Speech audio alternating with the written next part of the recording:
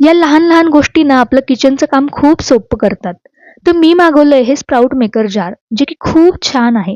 याला 2 झाकण आहे. एकदा तुम्ही याला कंटेनर म्हणून सुद्धा वापरू शकतात आणि जेव्हा तुम्हाला कडधान्य भिजवायचे आहेत, तेव्हा हे दुसरं झाकणही तुम्ही त्यामध्ये वापरू शकतात.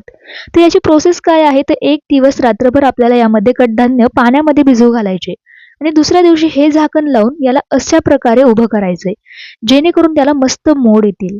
तर हे इतकं स्टेबल आहे ना, की अशा पद्धतीने बरोबर उभं राहतं आणि याला नेट दिली ज्यातून जे एक्स्ट्रा पाणी आहे ते बाहेर निघून जातं आणि खूप छान मोड येतात.